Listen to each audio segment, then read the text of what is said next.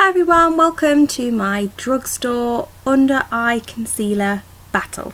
So at the minute the plan is to do around 5 or 6 different Drugstore concealers, pit them against each other, do a review video for each individual one, and at the end a compare and contrast. So if you're watching this, it's one in a series. I will put it in a playlist for you so you can easily find the others, and they're on my channel as well. So if you're not already subscribed, then please subscribe so that you can see all the other videos. And if you're clicking on this, I imagine it's because you're thinking of buying this particular Drugstore concealer, and if so, hopefully this will be helpful to you. Now I'm going to keep the variants the same so that the test is fair, and for that I'm going to be using L'Oreal Revitalift eye cream under my eyes. I'm not going to be using a primer because I want to be able to give you an idea of how the concealer works with no primer. I'm not going to use a corrector either, but I am going to set each concealer, with the Real Techniques Duo Fibre Contour Brush and a Rimmel Stay Matte Powder. I personally use Pink Blossom, but you know, any powder would be fine to set under the eyes. And then I've got an e.l.f. Flawless Concealer Brush and my finger, which I'll be using to apply the product. So I'll get straight into the first one for you. Well, actually, I'm going to use the same intro on all of the videos, so it might not be the first one, but I'm going to get straight into the video. See you at the end. Bye! So today we've got the Maybellline Fit Me. I've already put my eye cream on, and that was about 10 minutes now, just to let that settle in. And I've got my brushes ready. So I like the applicator for this because you can get right in there, in that inner corner there where I'm darkest. And you have to be careful though with the shades of the Maybelline Fit Me, and I've got a few friends, both real friends in real life as well as YouTube friends, who have fallen short of the way their colour system works, which is that I assume that the colours go up in numerical order for how dark they are after this, but at the start you get number 10, 15 and 20, and you'd expect 10 to be the lightest, but actually 10 is darker than 15. So I know a few people that bought the 10 thinking, oh, I'm always the lightest, or I want one that's very brightening, and then they have found out that it's too dark for them, and they've gone to me, oh no, I can't use that concealer because the lightest shade's too dark for me. And I'll be like, try the 15, and it is actually lighter. So it's very, very creamy. I've had a lot of people say that this is comparable to the NARS Radiant Creamy Concealer. I don't know, because I haven't ever used that one. But I'm just going to pop a tiny bit more right where I'm darkest. I must say this concealer blends out very nicely, and it feels sort of light and moisturising as soon as you put it on. So the coverage is okay. It's good for the price, and not to be a spoiler, but I have used this concealer before and I know how it wears. So for how sort of moisturising it is and how well it wears, the coverage is good. Okay, but obviously it's not a full coverage concealer. So yeah, got that on, and I'm just going to go into the rest of my face. So I've finished the rest of my makeup, and I'm just doing very light makeup today. I've not even got anything but lip balm on, just purely because I'm having a cleaning day. And I'm just going to set my under eyes.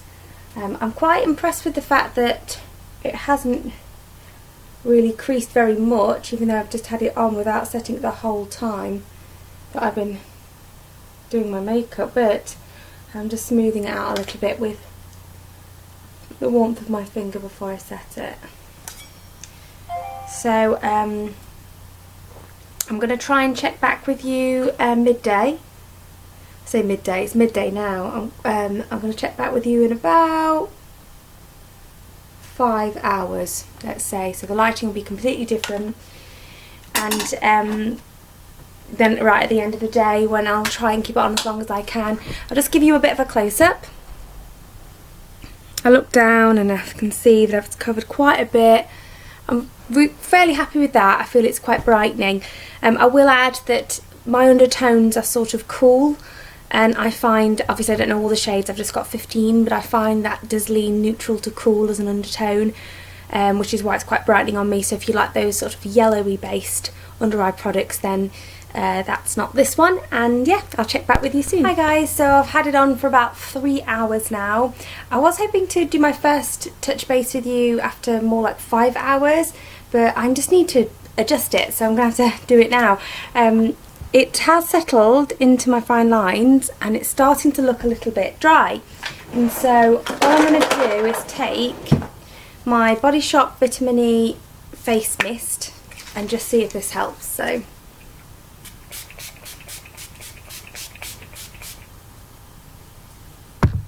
okay, so let's see if that helps at all. No, not yet. Usually if I wasn't doing a sort of test, I would probably reapply it and hope for the best, but I'm going to leave it. So yeah, it's not looking the most flattering right now. It's not terrible. From this distance you can't really tell. It's when I get close up, so what are you going to do that? I don't know. So don't hate it, but don't love it, and I'll see you a little bit later. And actually the facial moisturising spray has improved it. It's taken down some of the dryness. So yeah, it's doing okay now. I've even fallen asleep, and because I was really tired and I had a little bit of a nap, and it's okay. So is this lip product, by the way, on a completely separate note. Oh my god.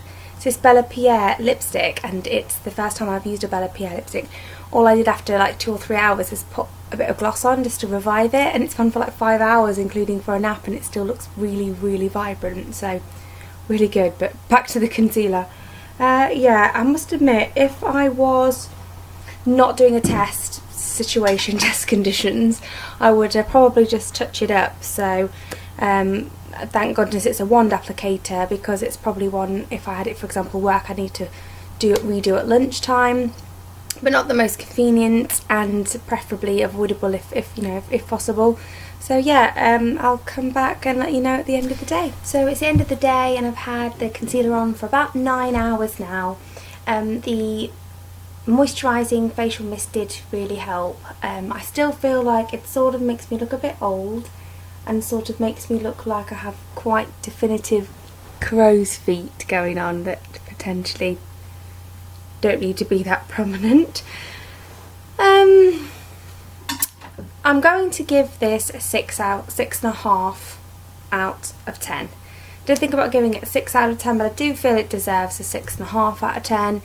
So I'm going to give it a 6.5 out of 10, and so I do prefer it to Bourjois Healthy Mix and Eraser Dark Circles Maybelline, but I don't like it quite as much as Rimmel Wake Me Up. I think that's a little bit better. So I hope this was helpful for you. Hit that like button if you've learnt something, or if you feel that it's been entertaining in some way, and the next one's coming up soon. I'm probably going to end up doing more than 6. I've got quite a few drugstore concealers to get through, and I'll see you in the next one. Thanks, bye!